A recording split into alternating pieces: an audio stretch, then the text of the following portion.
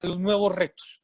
Dicho eso, es muy importante señalar que para nosotros estas nuevas oportunidades pues van a llevar seguramente cambios, cambios en la educación, cambios en la profesionalización, cambios en los trabajos, unos cambios positivos, otros cambios seguramente no compartidos por algunos, pero al fin y al cabo tenemos que repensar este escenario.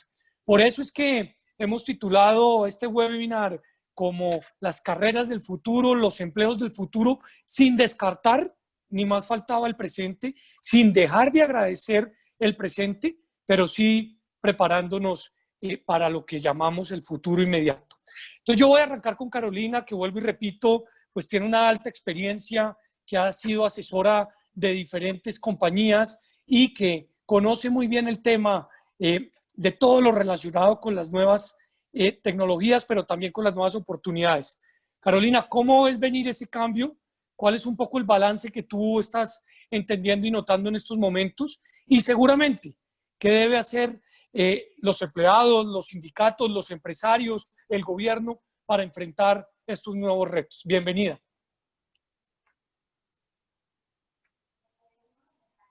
Estaba silenciada ya. Gracias a todos los que están conectados en este momento. Hola David, hola a mis compañeros de panel y a todos los integrantes de Al Centro. Este escenario es en este momento y este tema es crucial para todos, para los que son papás y tienen a los niños pronto a graduarse, que están diciendo, bueno, ¿y ahora el futuro de mis hijos qué? Para las personas que están desempleadas, para los que ya están en empresas. Es un tema central en la sociedad precisamente porque, como tú lo decías, David, es un momento coyuntural que estamos viviendo, pero que probablemente no sea que ya lo vamos a pasar y vamos a mirar atrás y pasó. Probablemente esto sea el cambio y esto se venga y esto sea la nueva realidad. La nueva realidad, y por eso quisimos invitar pues a todos nuestros compañeros para tener un rato de discusión, porque veo yo que ya la situación que estábamos viendo venir con la cuarta revolución industrial, con el tema de tecnologías, con el tema de cambios en el mundo entero tecnológicos, como que preparó un poco para esta nueva realidad que estamos viviendo y que es puede ser una crisis, pero que va a seguir y que no sabemos que estamos todavía en el momento. No podemos hablar de que cuando estábamos en la pandemia, no, porque ahora estamos en la pandemia. Entonces ya se veía venir como un cambio en las profesiones, en el enfoque de la educación. Ya tuvimos aquí en Al Centro un webinar muy interesante sobre educación y sobre la educación virtual, y ya se veía venir como unas nuevas áreas de trabajo de las profesiones. Ahora Maite también nos puede explicar un poco más esto. Según el Foro Económico Mundial, en enero del 2020 publicó un documento en el que identificaban 5 áreas que se venían como los empleos del futuro. Ahora bien, mi pregunta es, ¿esos son los empleos del futuro? ¿O a raíz de esta pandemia cambiaron? ¿O se va a ver una combinación entre lo que estábamos viviendo como futuro, viendo como futuro, y ahora ya se nos volvió el presente? Que son básicamente los temas de economía del cuidado, la economía verde, el tema ecológico, el tema de datos, de inteligencia artificial, computación en la nube, el tema de ventas, marketing y contenido. Ese también era muy importante. Ahora bien, ahora ya para abrir la discusión, también veo que en ese momento, en enero, es que fue en cuestión de 3 meses que cambió como el chip de todo. Se hacía mucho énfasis en el tema de comunicación e interacción personal. Era un tema digital y humano. Y ahora estamos en no interacción personal, todos separados, distanciamiento social. Entonces es muy interesante ver cómo vamos a enfrentarnos a esto. Hace 3 meses lo veíamos como que era muy importante, digital y humano, y contacto y comunicación, y ahora nos están diciendo, todos quietos, vamos a distanciarnos, vamos a protegernos. Entonces es un reto muy interesante que tenemos que ver. Entonces ahí dejo las preguntas iniciales de esta discusión, David. Claro, muchas gracias por esa introducción que me parece que es importantísima para que nuestros panelistas también se sumen. Hay una cosa que me parece que debo resaltar y es interacción. Nuevas profesiones, nuevas carreras, seguramente, pero ¿cómo vamos a manejar este tema de la interacción con tantas limitaciones, con tantas dificultades? Las relaciones sociales pues son parte fundamental del crecimiento. Doctor Diego Tovar, primero agradecerle mucho estar acá. Vaya desactivando su micrófono, por favor. Y ¿usted cómo está viendo venir esto? Usted está permanentemente creando software, usted está permanentemente generando oportunidades de formación, usted está interconectando el país. ¿Cómo van a venir estos retos que tenemos a la vuelta de la esquina? Pues David, gracias. Buenas tardes a todos y gracias por la invitación. Lo primero y en línea con lo que mencionaba Carolina, yo creo que es importante resaltar que el tema de la cuarta revolución industrial es un tema de hoy, no es un tema de mañana. No podemos seguir hablando de la cuarta revolución industrial como un tema de futuro o como un tema de otras geografías. La cuarta revolución industrial empezó hace más de 10 años. Entonces, creo que es un tema del hoy y del ahora.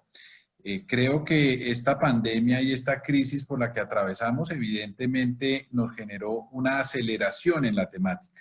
Siguiendo con esos hechos y con esos datos, el Foro Económico Mundial también decía que para el 2022 el 21% de los roles iban a ser redundantes en términos generales a nivel mundial.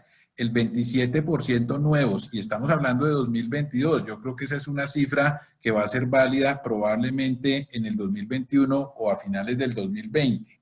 Y solamente el 48% de los roles en el mundo estables.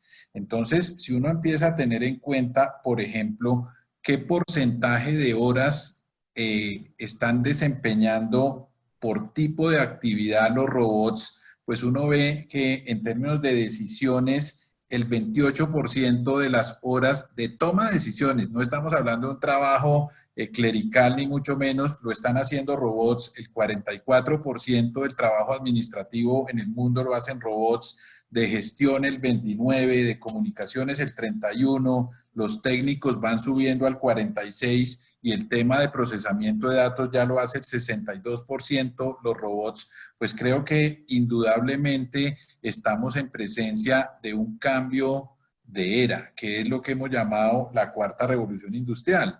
Y en ese mismo orden de ideas, pues evidentemente tenemos que entender que vienen cambios en la educación, que vienen cambios en el trabajo, y creo que por eso los debemos atender. Nosotros en particular empezamos hace más de un par de años a desarrollar todo un ecosistema para cerrar la brecha digital en Colombia, que según el gremio de la industria del software pasa de los 70.000 profesionales por año, paradójicamente con un país de desempleo de más de 2 dígitos y nosotros con 70.000 profesionales por año de déficit. Entonces nos dimos a la tarea junto con el SENA de rediseñar todo su modelo educativo, de tratar de hacer más pertinente la oferta con la demanda a través de la inteligencia artificial y le pusimos un componente de empleabilidad con el concepto de nubes de talento para que de verdad la gente no solo teletrabaje, sino que realmente trabaje desde donde quiera y para el lugar que quiera, proyectizadamente y a destajo. Entonces, evidentemente eso genera una necesidad de preparación de habilidades muy diferentes.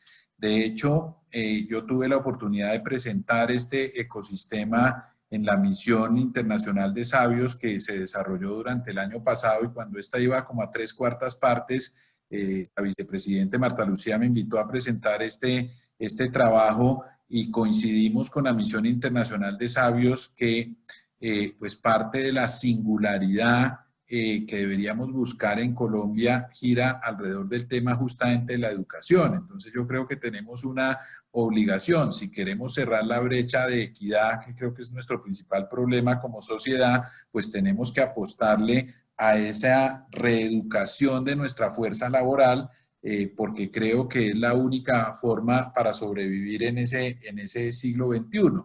Y si uno mira cómo se toman las decisiones de localización de la oferta laboral en el mundo, pues se encuentra que el principal factor en prácticamente todos los sectores es la disponibilidad del talento.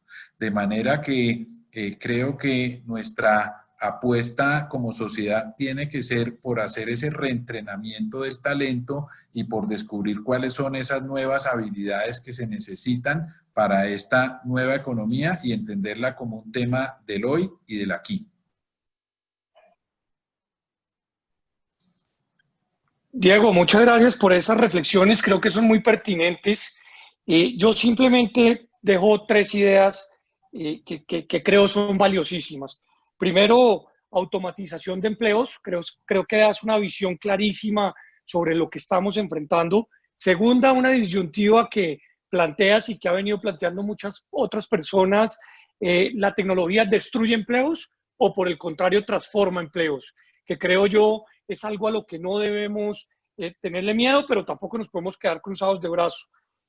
Tercero, Colombia, en momentos tan críticos, con el precio del petróleo abajo, con el turismo cayendo, ¿por qué no hacer una apuesta de país en formación de ingenieros, comenzando desde el colegio, enseñando pensamiento computacional? Y por último, el tema de reeducación para personas que ya estamos en edad avanzada, que seguramente podemos conectar con el proceso. Entonces, en esta primera de cambio, Diego, mil gracias y conecto con Maite, que tiene una experiencia muy importante en temas de encontrar talento, pero también muy importante en temas de saber qué es lo que está buscando el empresario.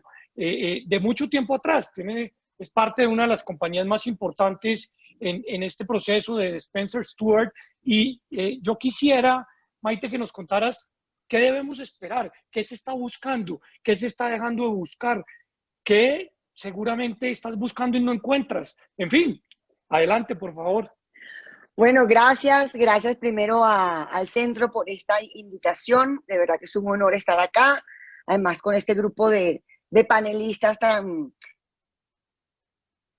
reconocidos. En referencia al tema que tú dices, David, creo que hay ciertas cosas que hemos visto clave nosotros desde que yo creo que a todos nos agarró este tsunami de sorpresa, no lo esperábamos, como bien decía Caro, en enero, febrero había un escenario y a finales de marzo el escenario es totalmente, digamos, diferente y nadie lo esperaba. Entonces, hemos estado estos 2 meses muy cerca de clientes y candidatos y les voy a compartir pues algunos de los insights que creo que van en línea con lo que estamos conversando aquí hoy. ¿Qué hay que tener o qué hay que traer a la mesa hoy en día más que nunca? Cosas como habilidad para el aprendizaje, yo diría, y después rápidamente desarrollo cada uno. Habilidad para el aprendizaje y adaptabilidad y flexibilidad. Estoy de acuerdo con todo lo que decía Diego de la formación en tecnología. La era digital nos venía. Yo creo que con esto simplemente todo se aceleró a una velocidad de nuevo de cohete que nadie se esperaba, que en 2 meses íbamos a ir todos a un teletrabajo, que todos íbamos a estar a usar herramientas digitales. Entonces, tuvimos que sacar a flote competencias como habilidad de aprendizaje y flexibilidad y agilidad. Todos tenemos, y yo creo que independientemente de la generación en la que estemos, sean los millennials, seamos los baby boomers, sean lo que, hay que sacar esta habilidad de aprendizaje para adaptarnos a esta nueva realidad. Esto es independientemente de si estoy buscando un ingeniero o si estoy buscando un abogado, ¿verdad? Tengo que tener esa agilidad, tengo que tener esa adaptabilidad y tengo que estar abierto al cambio. ¿Por qué? Porque la palabra ahora que va a seguir, que está ahorita en el tope y va a prevalecer, es la incertidumbre. No sabemos qué va a pasar el mes que viene. Tenemos escenarios, tenemos predicciones, tenemos hipótesis, pero no se sabe con certeza. Entonces, de nuevo, yo tengo que poder trabajar hoy o entrar en un trabajo nuevo para los que están saliendo de la universidad, en donde hay un escenario, pero tengo que abrir mi mente a que ese escenario probablemente cambie en 2 semanas, cambie en 1 mes y cambie en 2 meses. Y me cambie mi jefe las reglas del juego. Porque, de nuevo, la incertidumbre es la nueva realidad. Otra cosa que también quiero destacar, ya acá lo hemos visto más en posiciones del liderazgo, ¿verdad? Nuestros líderes, y de nuevo, esto es en los diferentes sectores, hasta los que están más golpeados, como aviación y turismo, como los menos golpeados, como puede ser consumo y la industria de la salud. Hemos visto que los líderes, y esto es narrado por ellos, han tenido que aprender a ser más cercanos a su equipo, a ser más individuales, o sea, acercarse más de manera individual a saber qué le preocupa a cada uno de sus trabajadores. Y estoy hablando de compañías de más de 3.000 empleados. Entonces, me decía un líder esta mañana de una empresa de esta regional además, Maite, pasamos a ser líderes más emocionales y menos racionales, ¿ve? A estar más cerca, a ser más compasivos. Y ojalá este sea un legado que queda cuando hayamos pasado toda esta crisis o hayamos pasado el COVID, porque estoy de acuerdo con David en que esto va a pasar, ninguna crisis es eterna. Entonces, uno, el líder más compasivo, más cercano. Dos, confianza. El líder tiene que confiar en su gente. Ya no estamos más en la oficina, ya no los veo, ya no sé si Caro prendió la computadora. Bueno, si prendió la computadora sí sé, pero no sé si se vistió a las 8 o se vistió a las 10. En fin, tengo que confiar, tengo que delegar, o como dicen los americanos, enable el equipo. Entonces, nuestros líderes en Latinoamérica y no solo en Colombia, yo creo que había una gran tendencia al control y al micromanagement, y ahora de nuevo salió algo que yo veo positivo, que es la confianza y el empoderamiento en el equipo. Y una tercera cosa que vemos que todos en posición de liderazgo tenemos que tener es la humildad, porque ya nadie tiene la verdad. Ya ese líder que su equipo esperaba, dime qué va a pasar el próximo mes, dime cuándo se va el COVID, dime si volvemos o no, dime si los números que proyectamos son los que van a quedar para el 2021. El líder tiene que ser capaz de decir, no sé, estamos aquí y vamos para adelante juntos, pero no tengo la respuesta. Antes a lo mejor decía que la tenía y tampoco la tenía, pero ahora tiene que admitir y decir, pues estamos navegando en aguas turbulentas juntos. Entonces, un poquito resumo mi idea. Para todos los que son, para todas las generaciones, agilidad para aprender, flexibilidad y adaptabilidad. Para los líderes, humildad, confianza y ser líderes más compasivos.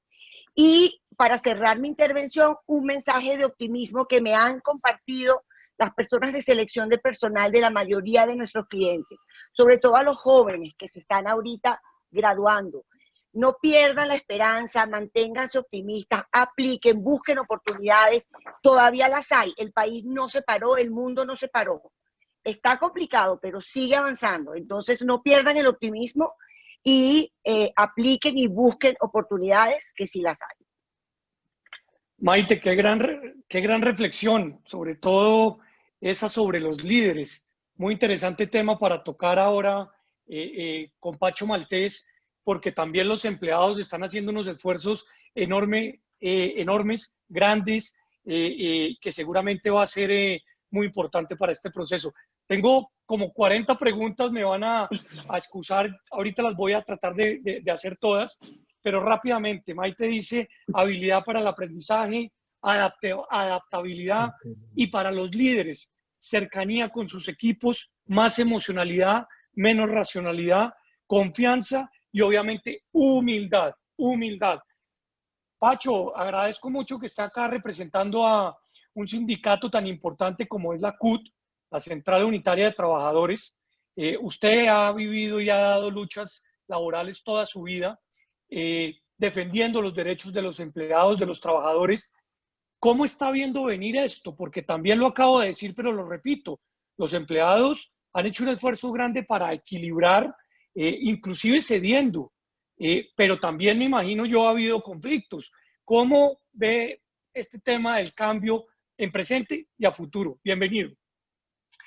Gracias, David, por la invitación. Fraternal saludo a mis compañeros, a Maite, a Diego, a Carolina. Esta pandemia del COVID-19 desnudó cómo están los estados, cómo están las empresas, cómo está el sistema educativo, cómo está el sistema de salud, por supuesto, cómo está el mundo del trabajo. Desnudó la desigualdad, la pobreza.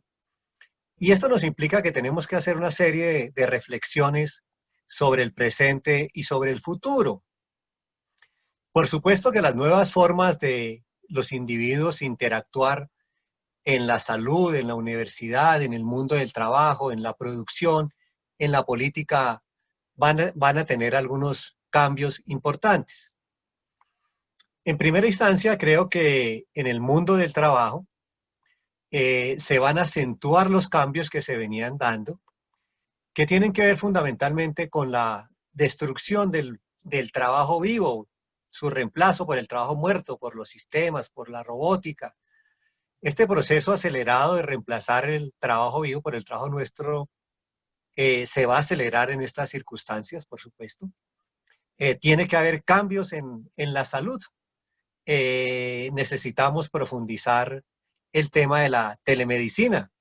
Por ejemplo, que hoy todos los planes de desarrollo que están discutiendo los municipios, en la mayoría de los municipios se hace énfasis en el tema de la medicina, es decir, no presencial, no vamos a ir hasta el hospital, hasta el consultorio a ver cómo está la situación. Cambios en la educación. Por supuesto que se están produciendo unos cambios importantes en la educación. Todos estos cambios que se están dando hoy y que han mostrado cómo está la situación, implica que debemos de construir un nuevo... Todos estos cambios que se están dando implica que debemos construir un nuevo pacto social para que todas estas debilidades que hemos visto de los estados, de las empresas, de la educación, de la salud, se puedan mejorar, se puedan solucionar. Sin duda necesitamos un nuevo pacto que implique una mayor distribución de la riqueza. Necesitamos un nuevo pacto sobre el tema de la educación, donde participen los empresarios, las universidades, los estudiantes, los trabajadores. ¿Qué tipo de educación necesitamos hoy? Y ese tipo de nueva educación pasa en este país por mirar lo que está pasando en la educación. En los últimos 5 años han desertado de todos los niveles educativos cerca de 1 millón de jóvenes. Necesitamos mirar qué pasa con la educación. Necesitamos conectividad. Más de 23 millones de personas no tienen conectividad. Necesitamos, por supuesto, que haya computadores, que haya tabletas para que los niños puedan estudiar, para que los jóvenes puedan estudiar. Hoy tenemos una relación de un compo o una tableta por 3 personas. Necesitamos esos cambios que indiquen un nuevo pacto en la educación, la distribución de la riqueza, en la salud, pero hoy, la preocupación de los gobiernos debe ser por preservar la salud y el trabajo. Creo que, como lo planteó Maite, hoy todo es incertidumbre. Hoy no podemos precisar dentro de un mes qué vamos a necesitar. Hoy necesitamos varias cosas. Primero, el énfasis y la intervención del gobierno para garantizar el empleo. La salud. Una renta que le permita a la gente cumplir el confinamiento. Necesitamos que los hogares puedan tener acceso a la educación para continuar el resto del año. Creo que hoy se requiere un nuevo pacto social para el corto plazo. ¿Cómo vamos a salir de esta crisis en el corto plazo? Y por supuesto, un pacto que implique el mediano y el largo plazo, donde se toquen las variables de la salud, la educación, el empleo, la disminución de la pobreza, para poder que haya rápidamente reactivación económica. No puede haber reactivación económica muy rápida si no hay ingresos. No puede haber reactivación económica muy rápido si no hay ingresos y si no hay trabajo, y menos si no hay salud. Creo que le deberíamos apostar a que el centro ponga en discusión la necesidad de un pacto social para salir rápidamente de la mejor manera librados de esta crisis del COVID-19, de esta pandemia. Pacho, mil gracias por esa muy valiosa reflexión. Pacho señala, debemos ir hacia un nuevo pacto social, tiene que analizarse la distribución de la riqueza, tenemos que entender qué está pasando en la educación, habla de una deserción de 1 millón de alumnos el último año, por supuesto la tecnología al servicio de la salud, los gobiernos tienen que proteger el trabajo, pero por supuesto también proteger la generación de ingresos y todo esto pensando en cómo vamos a enfrentar la reactivación económica. Como ustedes han sido muy juiciosos, me van a permitir hacer lo siguiente, juiciosos en tiempo, quiero decir. Voy a hacerle una pregunta a cada uno de ustedes que me están mandando acá a través de la red y después vamos a hacer una segunda pregunta para poder, digamos, discutir. Les voy a pedir que seamos cortos con las respuestas. Mira, Carolina, Freddy Osorio Ramírez pregunta, la discusión sobre la tensión entre lo digital y lo humano se está dando. ¿Cómo hacer para crear empleos en el futuro? ¿Cómo vamos a lograr ese ejercicio en el futuro?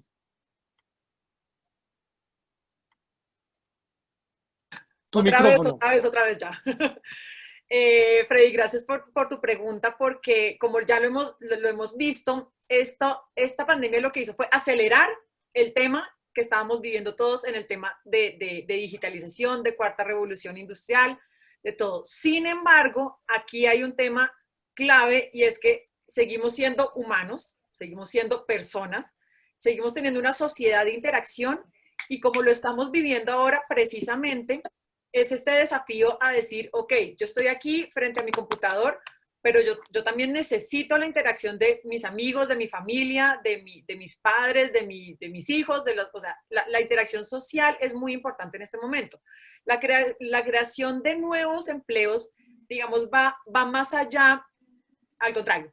El tema de profesiones, si son humanistas o si son digitales, es lo que tenemos que mirar a ver para poder tener la creación de empleos. Ahora bien, claramente no podemos tener todo digitalizado, ni todo, que no todo sea tecnología, sino esta tecnología que esté al servicio de lo humano. ¿Por qué? Porque en este momento estamos salvando vidas. Y lo que está pasando es un tema de humanidad en todos los confines de la Tierra, todos estamos en este tema. Entonces, tal vez el enfoque nuevo que debemos dar a nuestras carreras, en línea con lo que decía Maite, es no la disyuntiva entre o escojo una carrera digital, sistemas, ingenierías, como una de las duras, o una carrera de humanidades, sino más bien ese tema humano, traspasarlo como transversal a todos los temas que igual tecnología, igual, o sea, los trabajos que se van a crear y los trabajos igual tienen que ser dirigidos y tienen que ser al servicio de la humanidad. No, es la tecnología a nuestro servicio para poder salvar, no al revés. Entonces, es muy importante y para unirlo con las consideraciones de Maite, claramente, pues, tenemos que seguir siendo optimistas, humanos, muy creativos, supremamente creativos, y ahí sí hago una pequeña alusión a la creatividad del empresariado colombiano, que es decir, ok, estamos en esto, vamos a reinventarnos, vamos a lograr salir de esta, y eso es muy importante. Entonces, tecnología a nuestro servicio, y mucha humanización, que ahorita después de David, tú lo nombraste, y es decir, cómo la interacción social, que igual esos empleos se van a tener que dar, pero entonces todos encerrados en la casa, o sea, ¿cuál va a ser como el nuevo futuro de ese trabajo? ¿En la casa o todos en un lugar? Gracias, Caro. Maite, pregunta Laura Herrera, ¿van a desaparecer los trabajos de los profesionales liberales? Y te la conecto con esto. El Silicon Valley hace menos de 7 meses contó que estaba contratando un número muy importante de filósofos para superar, digamos, la enseñanza de filosofía, de ética, de principios a las máquinas. ¿Cómo ves tú eso? ¿Esas profesiones van a desaparecer de tajo? No, definitivamente no. Yo creo que estamos viendo cada vez más que el pregrado o la base que traemos de la universidad, yo creo que va a pasar cada vez más a un segundo plano. Creo que lo digital va a ser transversal y va a llegar a todo. Probablemente estos filósofos que están invitando, pues tienen que usar las herramientas tecnológicas y tienen que usar las herramientas digitales. Por eso ahorita cuando mencionó, creo que era Diego, la tecnología destruye o transforma. Nosotros en Spencer Stuart definitivamente creemos que transforma, porque los hemos visto en 14 años, que esto es lo que yo tengo en esta haciendo selección de personal, cómo definitivamente evolucionamos, cómo aprendemos y cómo nos adaptamos. Entonces mi respuesta es, no van a desaparecer. Yo creo que sí van a evolucionar como todas las demás.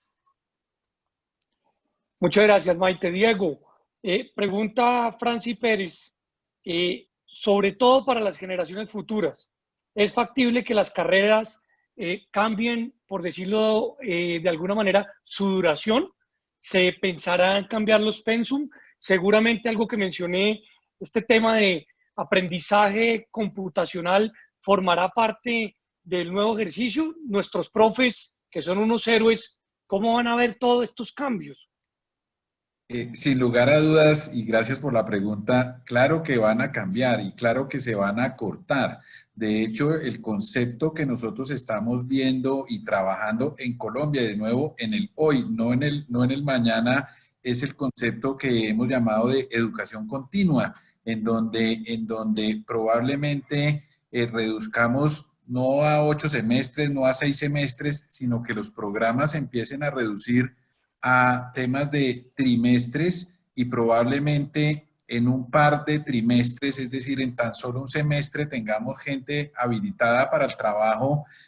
Si, como Carolina decía, ponemos los componentes fundamentales, transversales en todas las carreras, por llamarlo de alguna forma, como los temas de habilidades psicosociales, todos los temas humanísticos o habilidades blandas, y también algunos temas como el pensamiento crítico, el pensamiento sistémico y la resolución de problemas.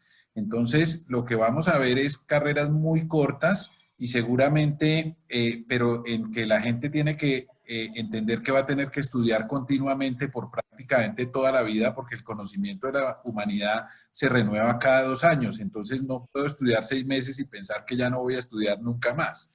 Y eso está pasando hoy. Pero si quiero ser un poco más dramático y espero que lo comprendan bien, también creo que las carreras como tal, comillas, van a desaparecer porque estamos yendo hacia la educación totalmente personalizada.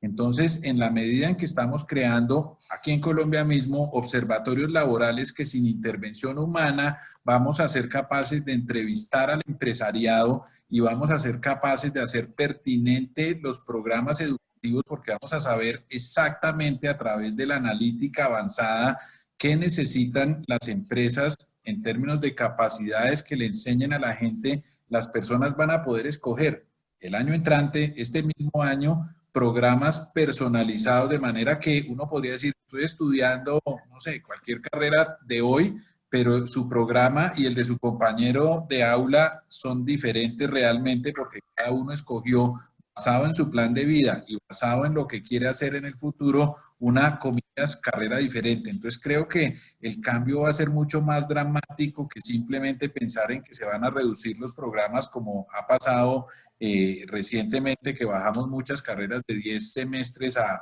8. Yo creo que el cambio va a ser mucho más profundo en ese tema de educación continua, entendiendo que ya los títulos no son lo relevante, entonces vamos hacia una educación basada en insignias, en donde uno va de alguna manera acumulando esas credenciales que va haciendo a través de certificaciones muy cortas y realmente lo que se va formando son competencias que necesita el empleador y que el estudiante quiere desarrollar porque tiene una conexión real con qué quiere ser en la vida y con qué está demandando el mercado.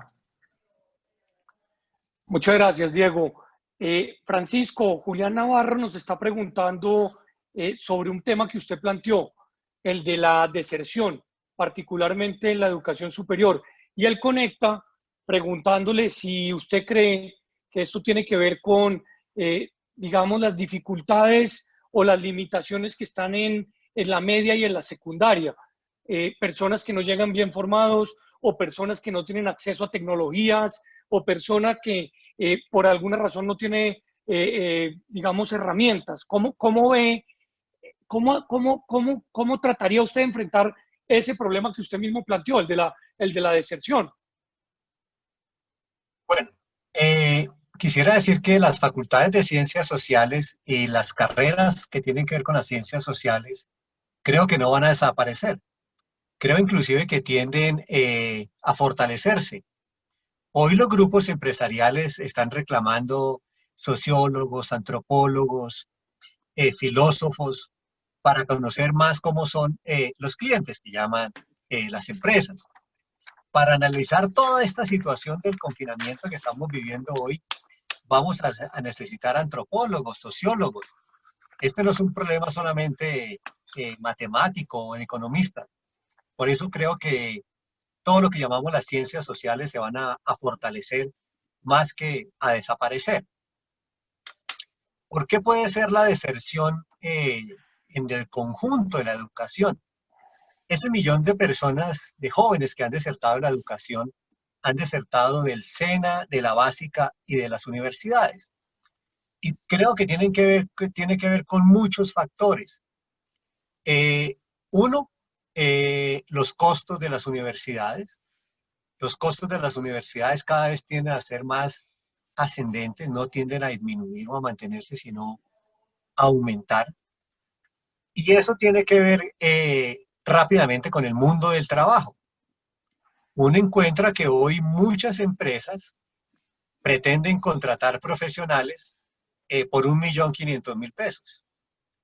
Entonces, invertir en una carrera 100, 150, 200 millones para salir a ganarse 1,5 millones, 2 millones, si uno hace la inversión costo-beneficio, por supuesto que uno puede observar que los beneficios a corto y mediano plazo no compensan con la inversión.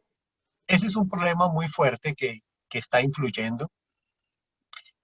Segundo, tiene que ver con todos estos temas que hemos hablado de conectividad.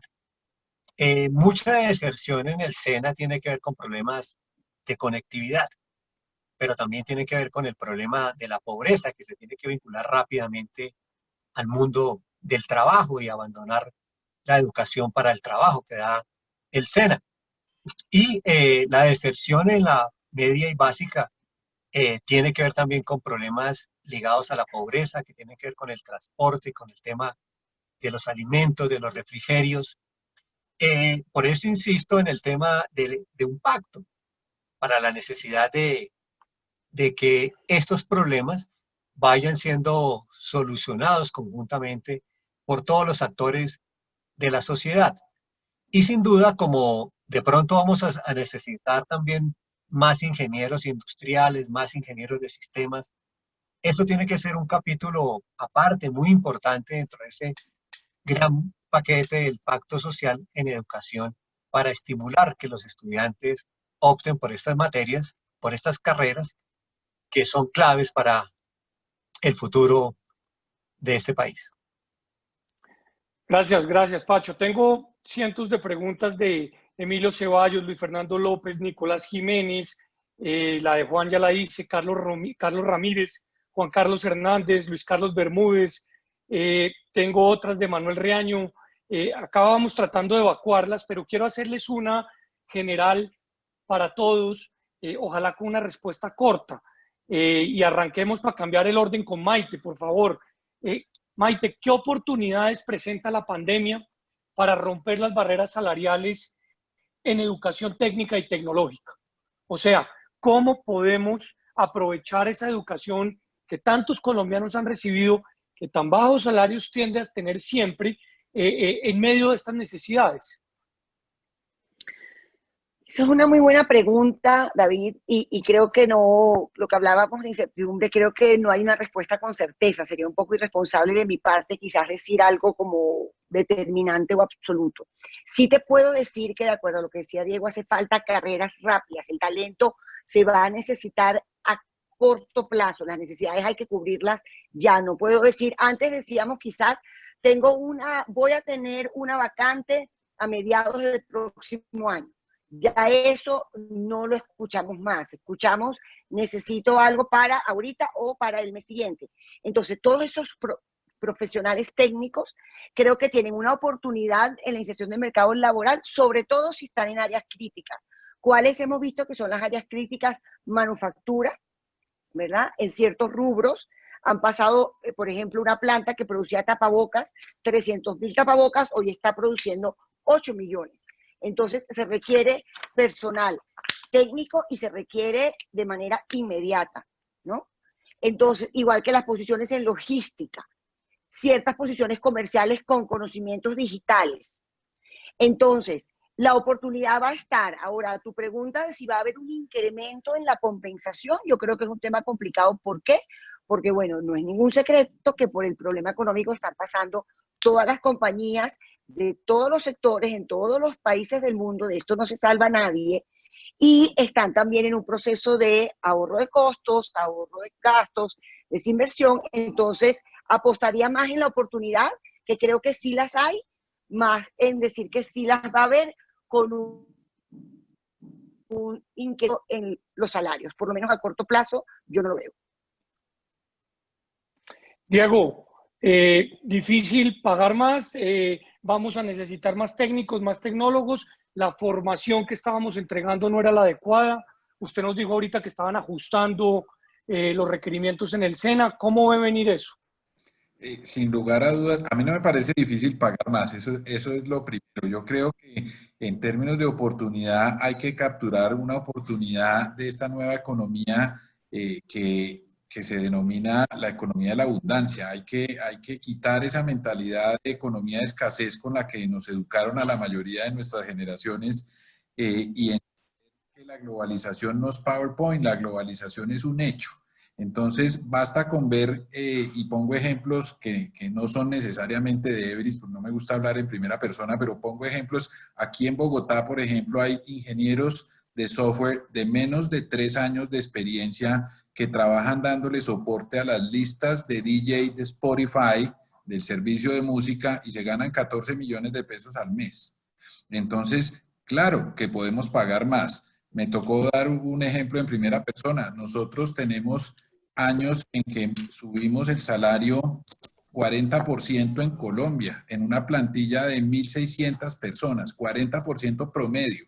Entonces creo que eso es varias veces la inflación de nuestro país. Claro que podemos pagar más si pensamos de verdad en una economía de la abundancia y si empezamos a constituir, aprovechando estas circunstancias, ese concepto que he llamado de nubes de talento, pues sin lugar a dudas que, a diferencia de lo que comentaba Luis, que estoy de acuerdo con él, que hay gente que quiere pagar 1,5 millones de pesos a un recién egresado, pues hay otras geografías en donde están dispuestos a pagar $50,000 al año a un recién egresado, de manera que creo que ahí hay una tremenda oportunidad, pero tenemos que hacer pertinente la educación, tenemos que asegurar que cumplimos esos requerimientos y nosotros tenemos una muy buena materia prima en Colombia. El experimento que nosotros hicimos en Popayán, yo no estoy diciendo ni en Bogotá ni en Medellín, que son las ciudades que más oímos nombrar en estos temas, nosotros nos fuimos al Cauca y en el Cauca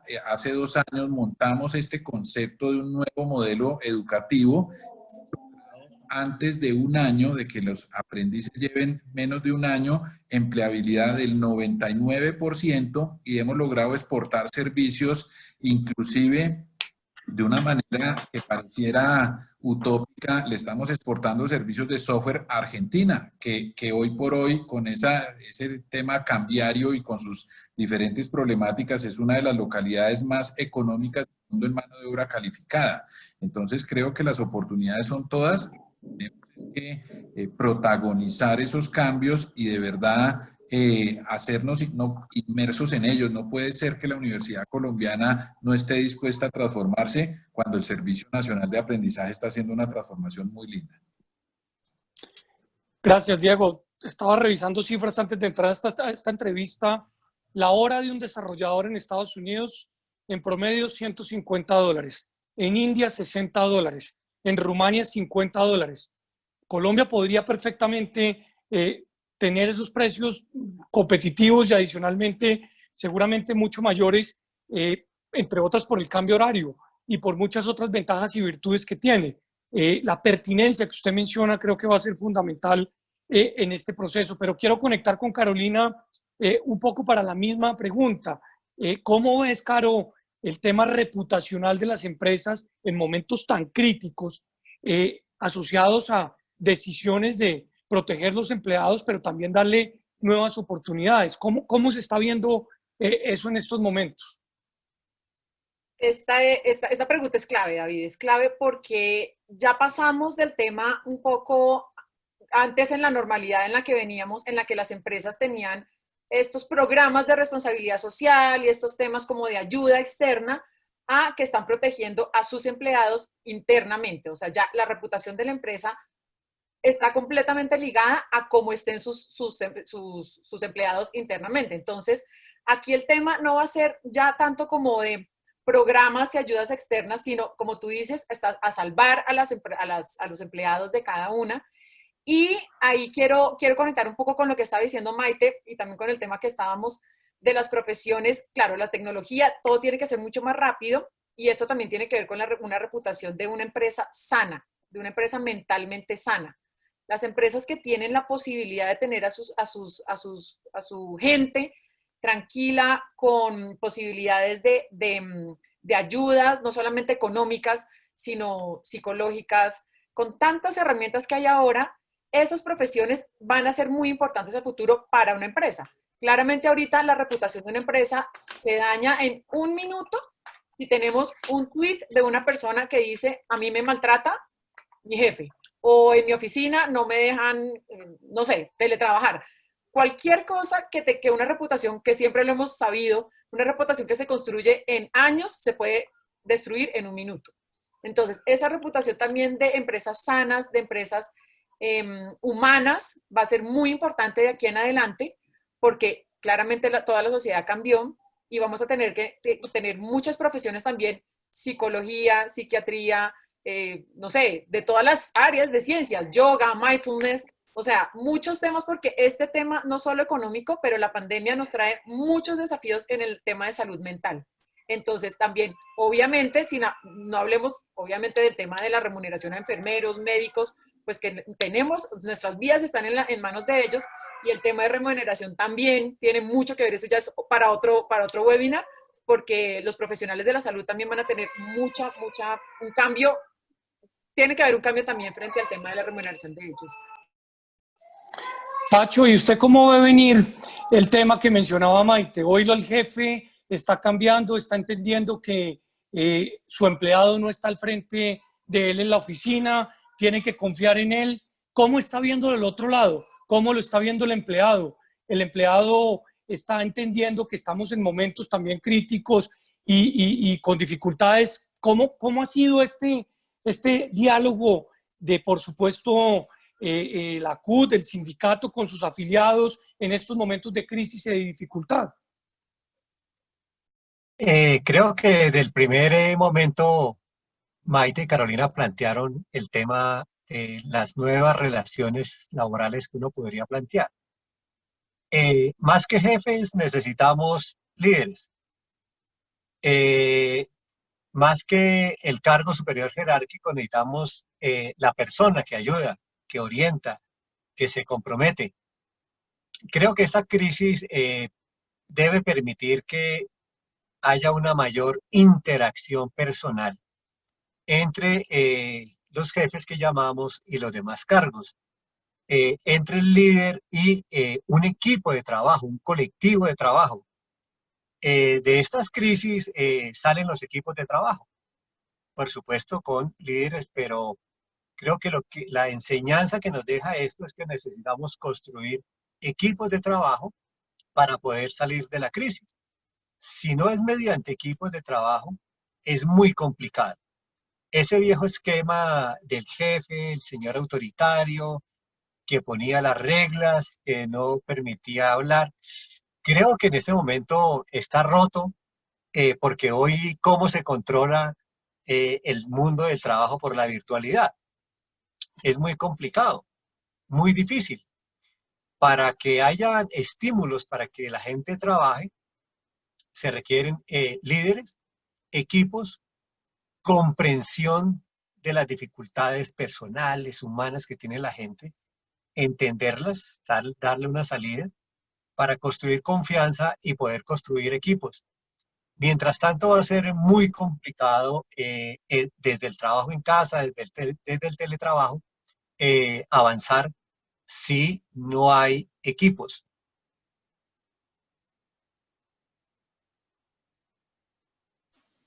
Lastimosamente, el tiempo es supremamente corto. Yo tenía un par de, casi tres preguntas grabadas de miembros de Al Centro que lastimosamente no voy a alcanzar a reproducir porque ya estamos a puertas de terminar. Con ellos, pues, o a ellos una excusa explícita. Vamos a tratar de coordinarnos mejor en las próximas. Estamos en proceso de aprendizaje. Pero simplemente, pues quiero agradecer o terminar agradeciendo a Diego, a Maite, a Carolina, a Francisco, el habernos acompañado hoy en tan importante espacio.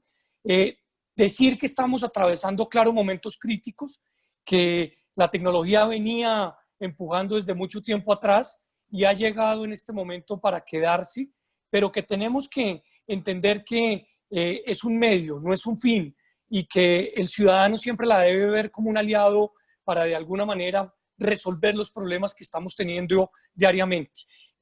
Para quienes están estudiando, para quienes están buscando empleo, buscando trabajo, para quienes tienen trabajo hoy y quieren conservarlo.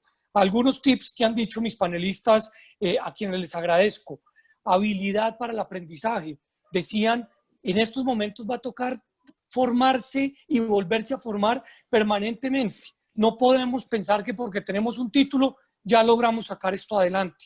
2, nos tenemos que adaptar y adaptar al cambio, pero adaptar a las nuevas condiciones seguramente de trabajo. Los líderes tienen una responsabilidad enorme. Dejaron de ser el jefe, digamos, en el pedestal y se tienen que bajar a estar con sus equipos, a entenderlos, a saber qué producen, pero también cómo sufren. Y obviamente una palabra que es fundamental en todo esto, ¿cuál es? Humildad. Yo creo que este espacio ha sido muy útil y quiero agradecerles a Diego, a Maite, a Pacho, a Carolina por haber estado acá.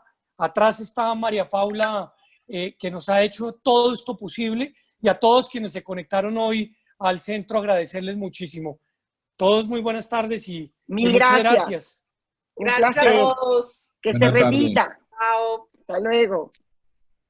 Gracias, gracias.